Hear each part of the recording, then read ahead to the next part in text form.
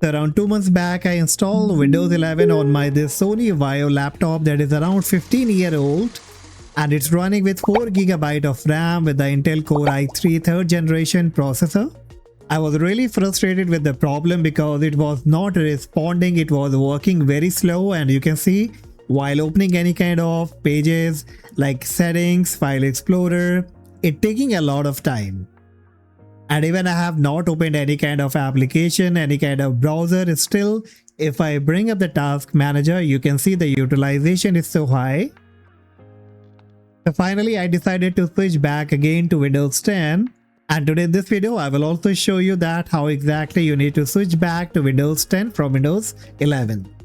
Alright, so the very first thing that you will have to do, you will have to create the bootable USB of Windows 10, and for that you have to download Windows 10 ISO and then create a bootable USB. Now instead of using this slow laptop running Windows 11, I will be using my PC that is on the left hand side. But you can do this on your PC or your laptop, so bring up any of your browser and you will have to search for Windows 10 ISO download. Click on the first website that says download Windows 11 disk image. And once you come to the Windows 10 website, you won't find any direct option like Windows 11 to download the Windows ISO. So there is a small trick that you have to do. On your Chrome browser only, at the right hand top, click on the 3 dot. Then look for more tools, hover up on it, and then click on developer tools. And you will be getting this kind of dashboard. So from the right hand side in the developer console, again you have to look for the 3 dot that is on the right of the setting gear icon. Click on it, hover up to more tools and look for network conditions and click on it. Now once you click on it, at the bottom you will find below the network condition an option by the name user agent. And on the right of it, you will see the use browser default option has been enabled. You need to uncheck it. And after unchecking it, from the drop down of custom, you have to choose here Chrome OS.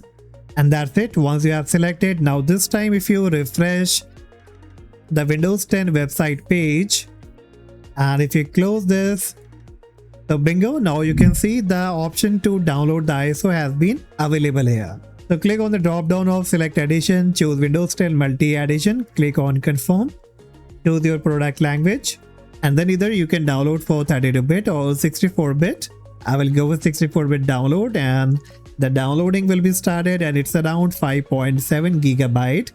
So for making this video, I have already downloaded the ISO, so I will cancel it, but you have to wait until the ISO has been downloaded. Now next, in order to make the bootable USB, you have to open up a new tab, search for the RUFUS, click on the first website that says create bootable USB. Then scroll down a bit, and in the latest releases, the second one, the RUFUS 4.15p.exe, that is a portable version, you have to click on it and the RUFUS will be quickly downloaded. So click on the downloaded file, and this kind of dashboard of the RUFUS will be up, and here from the top you have to choose the right USB that you want to make bootable, and it should be at least of 8 GB. So I will go with SanDisk USB. Then below in the boot selection on the right hand side you have to click on select and locate to the place where you have downloaded the Windows 10 ISO. So it's been saved in my external hard disk, Windows 10 22H2 English. I will select it, click on open. The volume label you can change to Windows 10. Then click on start. Click on OK. Then it gives you an option to customize Windows installation. If you want to create a local account automatically, then you can give that local account name. So I will type Vaio and click on OK. Click on OK again, and the process of creating the bootable USB will be started, and it may take about 5 to 10 minutes, so you have to wait.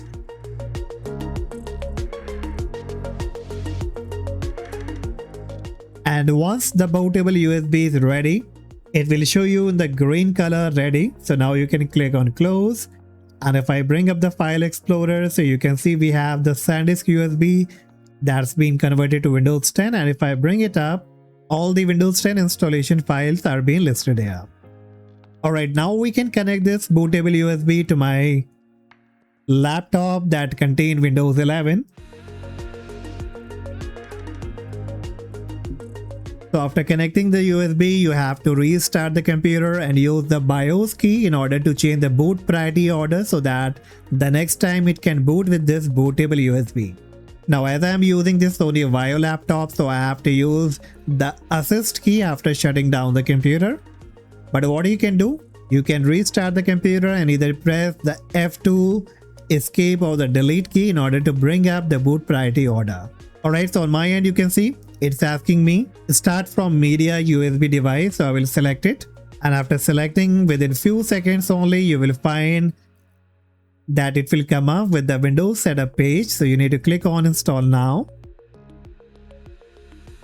Then it may ask you to activate the Windows. So if you have the activation key, you can enter it. If you don't have it, then you can click on I don't have a product key and you can reactivate it later on. Next it says select the operating system you want to install. So you can go with any edition like Home, Education, Pro, whichever you want to. I will go with Windows 10 Pro. And then click on next. Accept the terms, click on next. Now it says which type of installation do you want, so don't go with upgrade, click on custom and it will list you where do you want to install Windows. So basically this is a partition page and a very important section. Now it will list you all the partition that you had on your Windows 11, the operating system that earlier you were using. So you can see I have drive 0, only one disconnected, but I have different partition. Most of them is the recovery or the reserve partition, and drive 0 partition 3 is my main C drive that contains my data and the operating system. So be careful as I am going with the fresh installation because I have taken all the data backup. So you also kindly take the data backup first of all the important documents, photos and videos, and then proceed with this installation. So what I will do now, I will be deleting all the partition here. Once everything is been deleted, it will finally show me drive 0 unallocated space. So I will select it, click on next, and the installation will now be started.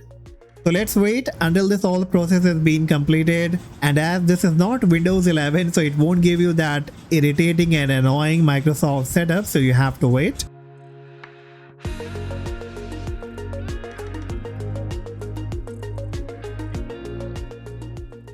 And after the installation, it will come up with this kind of page. Let us start with the region. Is this right? So it will confirm. So just click on yes.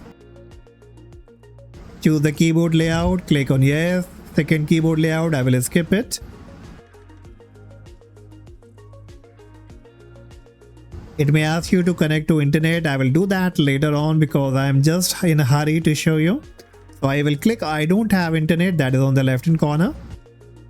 I don't need any of these, so I will click continue with limited setup.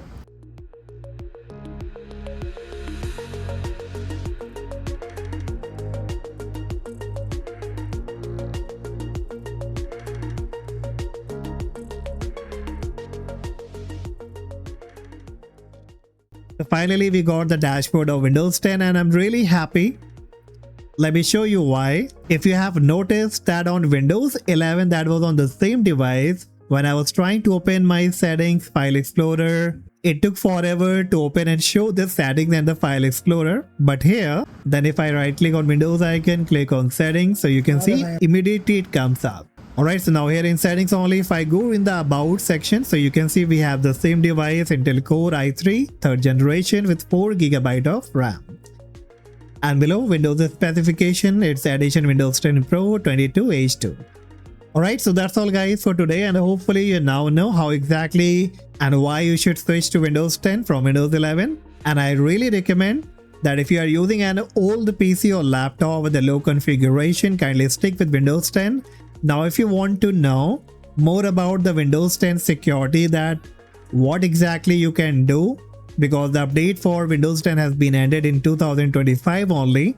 So how you can continue using it in the future, then please let me know in the comment section.